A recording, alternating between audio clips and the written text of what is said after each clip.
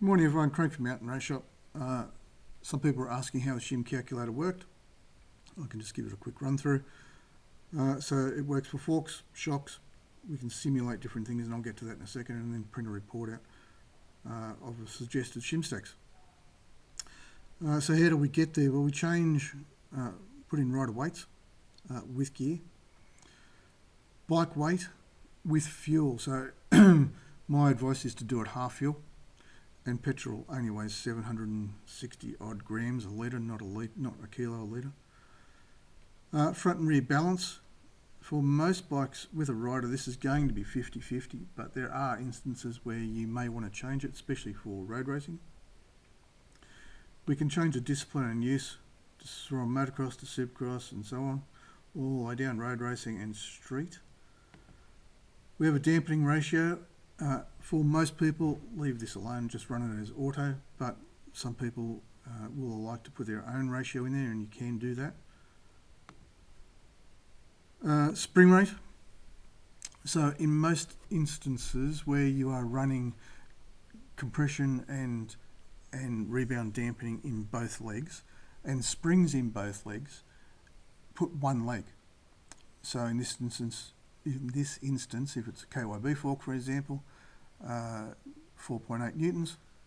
If you're running the older, or trying to work out the older Showa single-sided fork, which had a spring in one leg, damping in the other, just put the single-sided spring rate in there. So in this instance, it would be 9.6 newtons.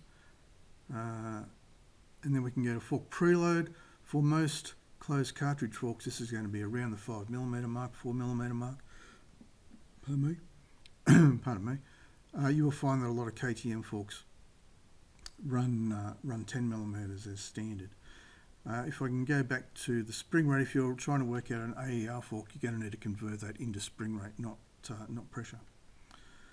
You can change the fork wheel travel because the calculator uses that as part of its methodology. Fork oil height, and I won't change that for a second. I'll show you why in a little bit. Fork oil viscosity, so we can go 2.5 all the way up to 15. I don't know anyone that's using 20s, but anyway. Fork tube diameters, whether it's an open cartridge or a closed cartridge fork, because the pressures are different. Gas pressure. So my advice is to leave this at 5 because at this point in time I haven't got ICS springs in there. You can, however, up that if you like to go to a different spring. Shock spring rate, shock gas. This is in bars, not PSI. Shock spring preload.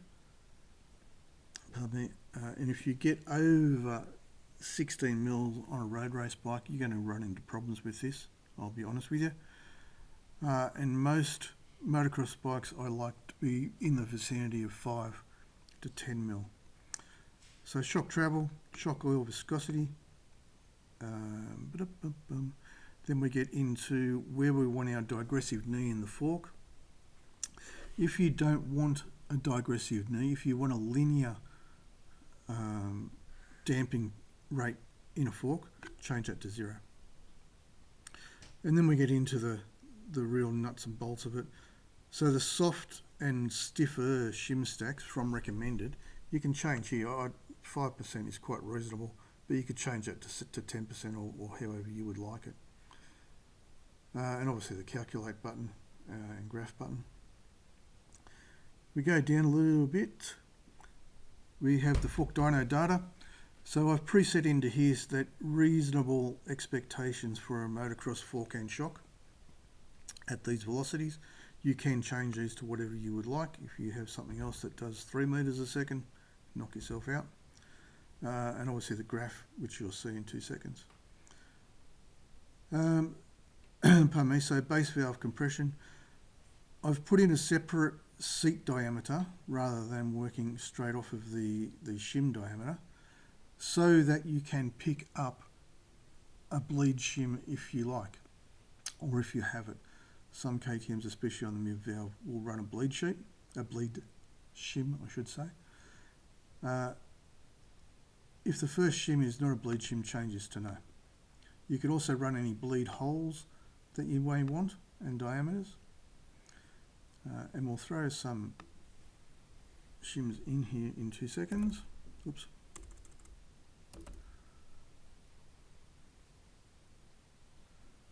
Now, as you're putting shims in, it will automatically deduct 2 numbers from the previous shim. If you want to put in, a crossover shim, for example, whoops, just delete it and put in. It will, however, put the next shim at 10. So all you do is go back and change that back again. And then you can just punch them out. Go through, change the thickness and the quantity.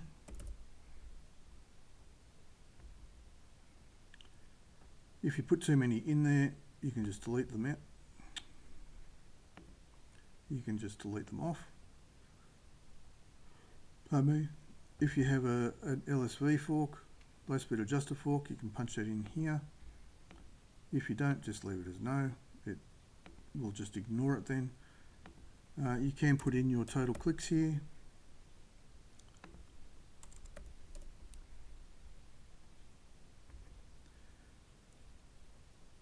Mid valve, as I said, in here we do have some with bleed valves in them, especially KTMs, and punch your float in. You can, as you saw before, run this as a tapered or a straight stack. For most people it's going to be tapered. And again, bleed holes on the mid valve.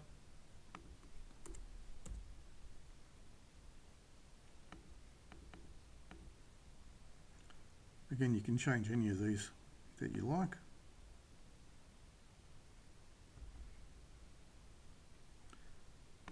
And same with the rebound. Again, if there's a bleed valve there or bleed holes.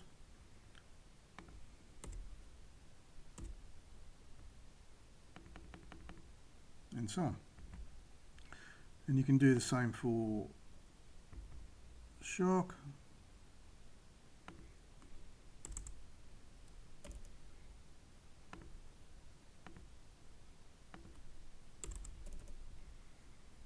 I won't bother putting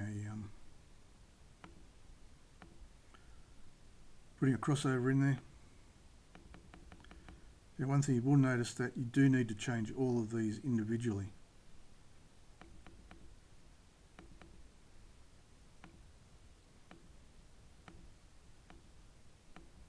Which I know is a little bit painful, but I haven't gotten around to changing that just as yet.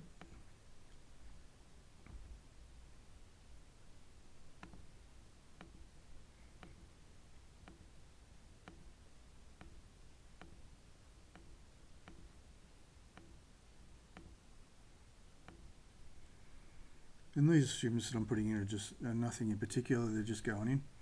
Now, if you have a compression adjuster, you can put the shims in here.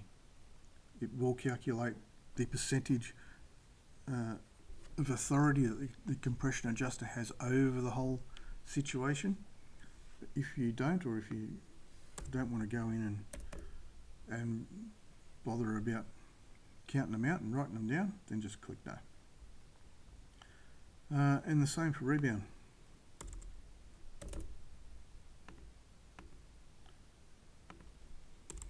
Again, I won't put a crossover shim in there.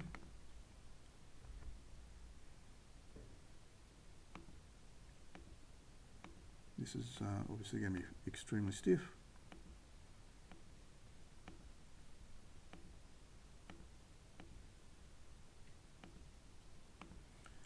But as I said, I'm just putting them in here so you can see what's happening. So we'll go through and calculate all of those components. And again, for motocross, this is a fairly reasonable forces to expect. If you do want to run those, that's fine. If you don't, you can put your own in from your dyno. The graph will give you what your current compression and rebound are looking like, and also give you what you think should be doing. Oops, we'll change the fork. Again, same deal.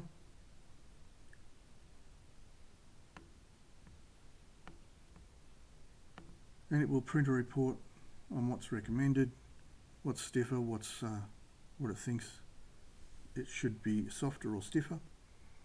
It will also check the fork for cavitation, okay, and give you a recommendation. And it will do the same for the shock. So at this particular one, it's saying there's a cavitation risk at that 10 bar pressure, okay, and saying to reduce rebound dampening. As I showed before, that was extremely stiff. What we can do is run a simulation, and we have different various sections that we can put in and test, from breaking bumps, tabletops, rhythms, whoops, in Supercross. And if I do that, it will go all wacky and tell us that the spring rate is wrong. Enduros, desert G-outs, road races, chicanes and so on, street and potholes and gravel roads for adventure. So if I pull a Supercross whoop section, will go nuts. It'll give us a whole heap of warnings down here in this section, and it will give us a whole heap of things that we probably should have a think about.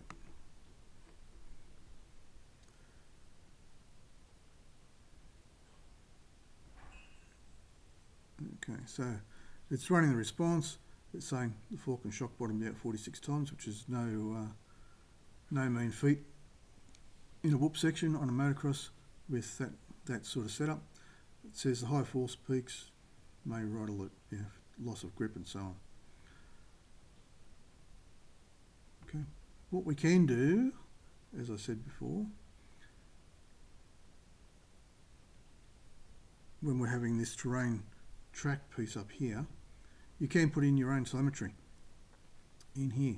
If you want to share it, you can put your name in, where it was, what it was doing, and any description you want to put in. Agree to share it with everyone else in the world and submit in here. The same is true with your dyno. So if you don't want to input your 3 dyno pieces in here, you can simply upload it as a file and it will do it for you. I hope that is of some use. As I said, don't get too stressed about these graphs, because these are not realistic shim stacks to input for all of this. I hope that's been of some use. Have a great day. See you later.